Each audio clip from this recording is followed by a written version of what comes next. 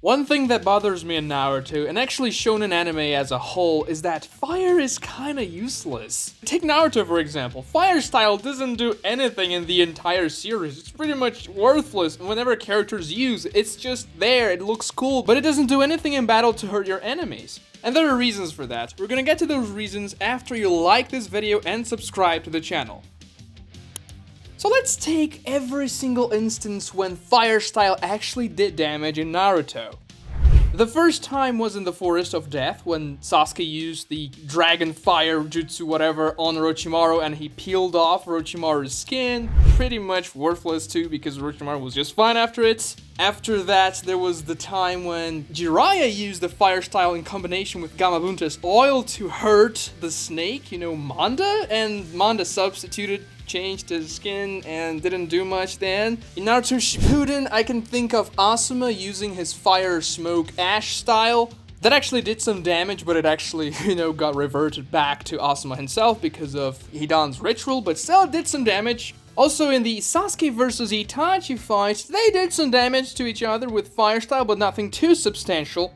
And Madara did some damage with fire style in the war arc, but that's about it. And the amount of fire style that's used in the Naruto series is much more than that. I mean, the characters live in the land of fire. You would expect that they would be very good at using fire style, but fire style doesn't do much, unfortunately.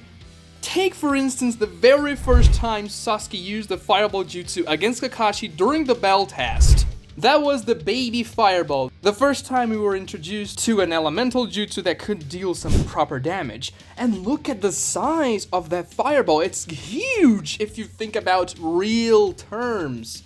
Just think about a fireball that size coming towards your direction, you would die, you would be toasted. There's no way you're escaping that thing. But in the anime, characters usually escape when they don't simply tank the fire with no repercussions, like Naruto in part 1 tanked fireballs left and right when he was fighting against Sasuke, as though fire didn't even bother him. And this trend is all around the story. Now sure, there are characters with very good durability that wouldn't be hurt by low-level elemental jutsus or even mid-elemental jutsus, but the gripe I have with fire style is that there isn't one extremely powerful fire style jutsu. Now you could argue Amaterasu / Inferno style is that extremely powerful fire style jutsu, except that Inferno style is no longer fire style, it's a different element entirely. It's a KK Genkai, a different chakra release. It's a more powerful fire, but it's not fire, it's black flames, totally different. There isn't a single extremely powerful fire jutsu. Lightning style, we have things extremely strong, just like Chidori / Raikiri, and then we have Kirin, awesome and powerful jutsus. Wind style, we have the Rasen Shuriken, very powerful as well. Earth style, we have those massive golems, we have the Sandwich jutsu that can contain the 10 tails and the Geto Mazo. And water style, we have crazy things like Suigetsu's massive monster jutsu thingy, and he can also transform into water. Granted, water style is kind of neglected too, I'm gonna be honest with you, but I think it's to a lesser degree than fire style because it's used less and it seems more useful whenever it's used.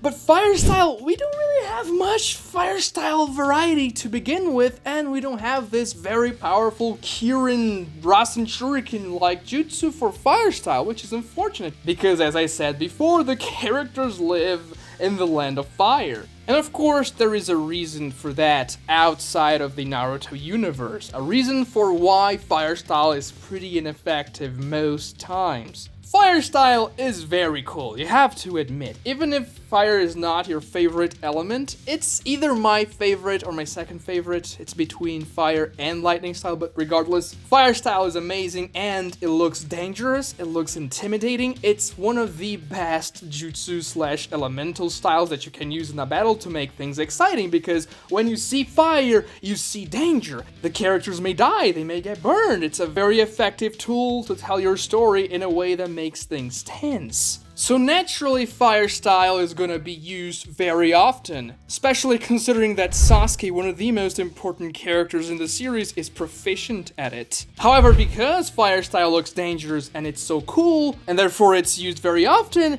it cannot solve all problems the characters encounter, because otherwise the fights wouldn't be as interesting. If everyone died against a fireball, then, well, just use the fireball and it's GG. And that wouldn't really make for very interesting fights. You can see that with the Sasuke fights very easily. Whenever the fight begins and Sasuke hasn't yet gone all out, he's using those abilities to try and find out how his opponents fight and all that. And then when he sees a weakness or when he goes for the finishing blow, he uses lightning style to finish it off. Because his powerful jutsus are the lightning style jutsus. And this happens almost every single time when Sasuke fights before he gets his MS. It is kind of disappointing. You have to say that fire should probably solve one or two problems for the characters. Because if fire doesn't look intimidating, that scary factor whenever you see fire on panel or on screen is going to fade away. If fire doesn't kill or harm the characters anymore, then you're not gonna be afraid whenever a character launches fire towards your main characters. I mean, it looked really cool when Madara used that massive fire style right out of the gate when he was introduced, but I knew, oh, okay, it's fire style, it's never gonna do anything to the main characters. Now, granted, the way they went about countering that was pretty good. I mean, like 1,000 water style ninjas had to come and use the water wall to counter Madara's fire style, which is appropriate, but you get the point. Fire style lost its dangerous factor, which is kind of annoying because, yeah, fire is cool. Look at Avatar. They managed to make fire be very intimidating and scary to fight against, and of course, this is really helped by the fact that the main bad guys of the show are all fire style users, you could say. I mean, firebenders, same thing. But in Naruto, whenever fire style is used nowadays, it's whatever, man. Nobody really cares. I'm not saying that you need to kill every single character that is hit by fire style or that is targeted by fire style. But what should have happened is that Kishimoto should have picked one particular fight to make fire style look dangerous. He should have killed or severely wounded a very important character with fire style to say, guys, this thing here, you know, fire, this very hot thing that some of the characters can breathe out, this is actually pretty dangerous. And I think he tried to do that with Sasuke versus Orochimaru in the Forest of Death, but because Orochimaru is so much more powerful than Sasuke in that part of the story, the fire style didn't really do much. And therefore we were like, oh, I mean, okay, I guess Orochimaru lost a bit of his skin, but he's fine after all. You could also argue that was a thing in the Asuma fight, whenever he used his own fire style against himself. And sure, yeah, he gets a little hurt, gets some burns, but he continues to fight after that. It's not as though there was a debilitating wound. And then it's very strange, because in Naruto and Sasuke's final fight in the Valley of the End, when they are at the peak of their powers, Sasuke uses a fireball jutsu against Sage of Six Paths Naruto, and Naruto seems to be, you know, exerting a lot of effort to block that fireball, and I'm like, what? I mean, a fireball shouldn't do all of that against that Naruto. You could say that that was because Sasuke was so much more powerful, that his fireball was also more powerful, but still, I think if he mixed some Inferno style into that fireball, like one of the jutsus Sasuke can do in the video games, that would have made more sense. Just think about it. In the last final battle, Naruto with the Six Path Sage mode was exerting a lot of effort to block a fireball, and in part 1 of Naruto, in the Valley of the End as well, Naruto was easily tanking a fireball in base, and then he was easily tanking a fireball again with a QB Chakra Cloak. And this fire problem is prevalent around almost every single shonen anime I see. Fire doesn't do much. Of course, there are exceptions like Roy Mustang, Botting, Lust, and Fullmetal Alchemist Brotherhood, but still, fire as a whole doesn't look very intimidating nowadays. It's like a little flashy thing that characters use sometimes.